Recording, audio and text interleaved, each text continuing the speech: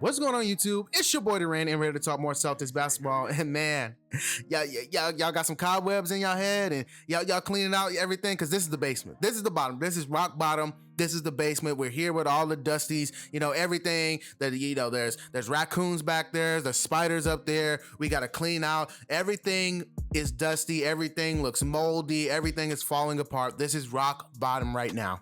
It is. This is rock bottom. It doesn't get any lower than this. So let's just talk about this game. And I really don't want to because we look horrible. I really didn't want to. We looked horrible against the worst team in the Eastern Conference. That's a sad tale. This is the most embarrassing game of the season. This is the most embarrassing loss of the season, period. I don't know where to start. I'm not going to blame this game on Danny Ainge. I'm not even going to blame this game on Brad Stevens. I blame this game on Jason Tatum. You're the best player on this team, and this offense starts with you, and everything starts with him, really. And he can't come into games and give us 6 points, 8 rebounds, 3 or 14. That's terrible. That's garbage. He's a superstar now, and we need to hold him accountable. Those are not superstar numbers. He needs to do better. This game was on Jason Tatum because Kemba Walker showed up, Jaylen Brown showed up. I can't really just blame everything and say, the roster is thin, the roster is bad. Danny Ainge had a horrible offseason, but this game, isolated, this game, it's on Jason Tatum. He has to show up and play better. And the defense it's bad. We are a team that's too emotionally, how do I say this? We are a team that's too emotional with our defense. Like, we are too, I don't even know the words to say. We hang our heads too much on makes or misses. That's the best way I can put it. We hang our heads too much on makes or misses. If the team is making a lot of shots and we just don't lock in, we don't engage, we don't play with any intensity, we don't play with any urgency. When a team is knocking their shots down, we just kind of shrug our shoulders and keep moving on the next end. And when a team is missing and we're forcing misses, we play with a high level of intensity. We play like the Boston Celtics that we know. We lock up and we play really well. So we need to find more of us being a consistent team. At least if we're a mediocre defense, at least be consistently mediocre. If we're a really good defense, at least be consistently really good. But we have to find some consistency because what we're doing right now, it's not sustainable. The season is tanking right now. We're not playing well. We need to get everything together. Let's go ahead and unpack more. Let me talk about a little bit of the positives. Kemba Walker looked good. What was he at? 25 points this game. He looked good. 9 of 18. Kemba looked good. That's all I can really say. He had 2 steals today. He gave his best foot forward today. Jaylen Brown looked good. He's a star, and that's where a star shows up. A star's supposed to show up today. But I mean, overall, the team is just lacking. It's just lacking. The structure of this roster is just not good. We need 2 guys. Realistically, we need 2 guys to come in here to really change this. We need to overhaul the roster. This looks horrible. I mean, this roster is just not constructed well. I think Danny Ainge came out and said, you can blame this on me. Yeah, we can. We can blame this on you because it's just not working. It's not good enough. This roster isn't good enough. We need to add 2 more really good players that can come in and really change things, because right now it can't just be Jason Tatum and Jaylen Brown show. It can't just be Jaylen Brown and the Kemba Walker show. It doesn't work that way. We need to get healthy, and we need to figure out who are the players that we're going to play. Who are the guys that are going to compete? What is our rotation right now? Because we're just trying like a bunch of everything, a variety of everything. We're just throwing everything, and none of it's consistent. It really isn't. None of it's consistent. And that's my whole big gripe about this team, is at least if we're mediocre, be consistently mediocre. If we're good, be consistently good. But don't just, choose to take a day off. Don't do that. Don't choose to take a day off. Don't choose to not show up. And that's what we did in this game against the Wizards. We didn't even show up, in my opinion. Like, we got beat by a team that is honestly the worst team in the NBA. The Wizards is the worst team in the NBA. If not, they're the second worst team in the NBA. That is embarrassing. That's really embarrassing. And I just don't know what to say. I really don't know. There are questions that need to be asked, but I don't want to get too loom and gloom, because I feel like the Celtics got grilled on Twitter appropriately. Everyone's grilling them right now. They got grilled appropriately, so I don't have to, scream my head off anymore or rant anymore. They know it. This is unacceptable. It really is. It's unacceptable what they're putting on the court. And they're 13-13 right now. They're a 500 team. That is embarrassing. And if they drop below 500, that's even more embarrassing. 27 games in and they drop below 500, that's embarrassing.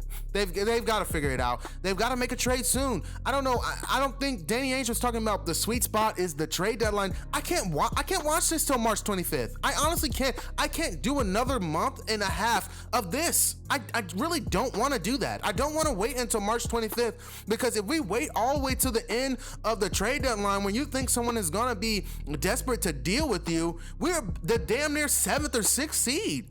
We don't look good right now. We really don't. A trade needs to be made very soon.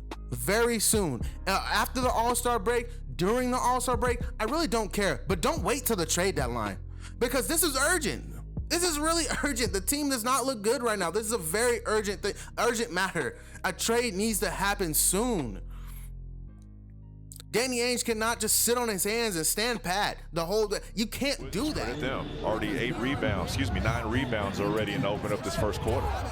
Jaylen Brown, as Beal didn't want to commit his freaking Bucks or the Sixers in the second round. Like, we need to have a second seed. We want to at least have home games throughout the playoffs. Can we do that? There are things that need to change. That's all I have to do. There are things that need to change. But for right now, the product that is on the court is just atrocious. I have no expectations for our roster right now. I don't know what I'm getting when they go on the court. Granted, we're not healthy, and we're seeing the impact that Marcus Smart has on this team. The defensive intensity is just below average without him on the court. It just doesn't make any sense. It's not good enough. And in this game, they didn't even show up in this game. Honestly, how many turnovers did this team have? I mean, we just look so bad. 17, it felt like 27. It felt like 27. Like, we were so bad in this game. So bad. And I just have no words. I have no words. We just have to fix this. This is rock bottom. It's depressing. It's depressing. I'm not mad. I'm depressed. I'm sad. That is my reaction to the Boston Celtics right now. Sad. I'm not even mad. I'm sad. That is my reaction to what the Celtics are doing right now, what they're putting on the court right now. The product that we're seeing is not good enough. And Danny Ainge, he did the hard part. You got your 2 stars. The easy part should be to surround them with talent. That shouldn't be hard. And I feel like he makes it harder than it has to be. You shouldn't be depending on rookies to give you production. Like, the main foundation of your production is coming off your bench. It's from Peyton Pritchard. We shouldn't be putting that much pressure on him to produce. The vets you signed have to give a bigger impact than what they're doing right now. We have got to figure this out. I don't care what you do. If Blake Griffin gets bought out, go get him. I don't care who you have to overpay. But right now, this is not good enough. And you cannot wait until the trade deadline to make a move. You can't stand pat either. Something needs to change soon. That's all I have to say. Something needs to change soon, because what we have right now is not good enough. And I'll continue to repeat it. It's just not good enough. It isn't. We have to make a move. We have to make a move. We cannot continue to just hold on to these young players that are not producing. I love Rob Williams to death, but if someone wants Rob Williams for a vet that's going to give me 12-5 or 12-10 off the bench, something. If someone wants Grant Williams that's going to give me a vet that's going to give me 15 points off the bench. If someone wants Romeo Langford, take him. I don't care. We are not thinking 10 years down the road. We're in win now mode. Our 2 stars are ready. They're ready. They're bona fide stars. We're ready. And if Kemba figures it out, and when Marcus gets healthy, we'll be even better than we can anticipate. And this is starting to turn into a rant, and I didn't want it to turn into a rant. I really didn't want it to turn into a rant, because I feel like the Celtics got grilled enough online. I really do. I felt like they got grilled enough online. And that's really all I have to say, guys. That's all I have to say for the video. Like, comment, and subscribe. Peace.